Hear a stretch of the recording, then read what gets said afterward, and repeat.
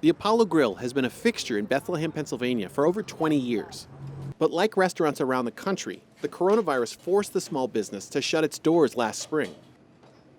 Takeout orders and a Paycheck Protection Program loan provided a lifeline, but the money ran out in 8 weeks. Since June, owner Rachel Griffith has been able to reopen her restaurant under the outdoor dining guidelines, bringing all of her staff back, for now. We've been very lucky that we have had some nice weather and we've been able to expand our outdoor dining. Without that, we would be in big trouble. But with looking forward, what's going to happen when the weather gets colder? Such uncertainty for a small business owner has become commonplace in America. But Griffith's concerns are perhaps just a bit more consequential as the 2020 presidential race enters its final phase. While Pennsylvania has long been a sought-after electoral prize, both presidential candidates have been trying to convince voters that they are better suited to revitalize an economy battered by the coronavirus pandemic. And nowhere in Pennsylvania is that more contentious than here in the Lehigh Valley, a swing area of northeastern Pennsylvania that includes the towns of Easton, Allentown, and Bethlehem. What holds the most weight for voters in 2020 here in the Lehigh Valley? Healthcare, separate from the pandemic. Economic issues are always there, economic and jobs. Chris Borick is a professor of political science and director of the Muhlenberg College Institute of Public Opinion in Allentown. Even when the economy seemed to be, by most macroeconomic indicators, sailing along earlier this year, when we asked people about the number one issue that they were looking for in 2020 for their vote, they would tell us economic issues. But this region is no stranger to hard times. The area is known for being the home of Bethlehem Steel. So when we think of U.S. Steel, this is it. Well, this is a big part of it. All throughout the 20th century, a good portion of it was based right here for 4.5 miles along the river. Don Cunningham is the president and CEO of the Lehigh Valley Economic Development Corporation. And he was the mayor when Bethlehem Steel shut down its last local factory in 1998. We had spent a lot of time talking about what we needed to do and what should be done for the city to move forward. But there's still nothing like when that phone call comes and you learn that it's over, that the plant's going dark and the last jobs are done. An open hearts had grown up to feed the mill. Bethlehem Steel had employed 31,000 local workers at its peak, which had dwindled to just over 1,000 by the 1990s. Cunningham didn't want Bethlehem to become another company town left to rust. And there were enough examples across Pennsylvania and the rest of the industrial belt of the Northeast and Midwest of towns that had just kind of stayed stuck in its past. We wanted to ensure that we didn't do that, and people reacted to it, responded. But the sight of shuttered steel stacks in downtown Bethlehem contradict the story of the Lehigh Valley. Yes, the end of steel hurt, but the region had a backstop: the medical industry and higher education, commonly called meds and eds.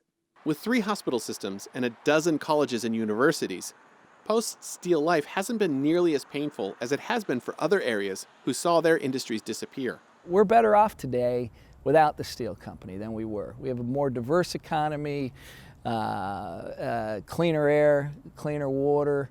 While it's a proud part of our history, economically we're better today than we were 50 years ago, and that's something nobody would have believed at that time.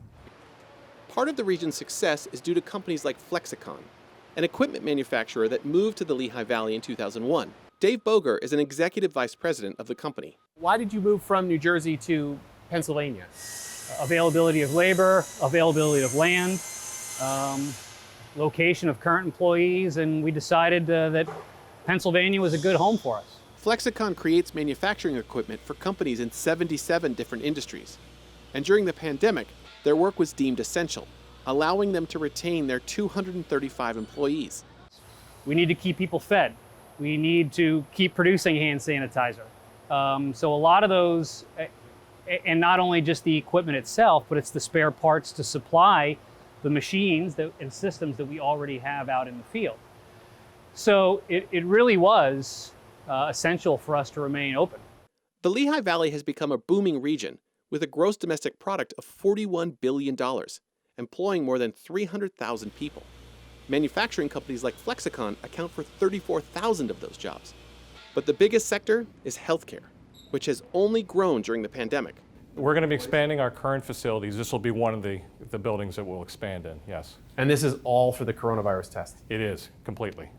Stephen Tang is the CEO of OraSure, which normally makes HIV tests. So this is our OraQuick product platform. It's currently used for HIV, hepatitis C, and Ebola. So if there are 2 bars that you read in under an hour by yourself, it means that you are positive for COVID-19. So the benefit of this is it's rapid. You can administer it to yourself. You get a result without any instrumentation or laboratory personnel. So our goal is to be able to test anybody, anytime and anywhere. Tang, who went to school at Lehigh University, says the area has changed dramatically since he was a student decades ago. You see a complete revitalization in those city centers. Bethlehem, Easton, Allentown in particular has really transformed itself. So I think that's good, clearly, for the economic health and the cultural health of the region. And it's still maintained by a vast meds and eds economic engine. To all the people of Pennsylvania, I say, we are going to put the miners and the factory workers and the steel workers back to work. We're bringing our companies back. But despite the economic transformation, President Trump's call to make America great again by bringing jobs back, like those lost in the steel industry, has resonated. One of the region's 2 counties flipped in the 2016 election from Obama to Trump. Is it a matter that the message that the Lehigh Valley had diversified is not reaching everyone, or is it a matter that large groups of people are being overlooked by this new economy? You know, even in 2016, for example, if we looked at, and you think by most indicators, the valley was doing pretty well. You know, housing prices were going up. You know, the economy was good. Unemployment was pretty low.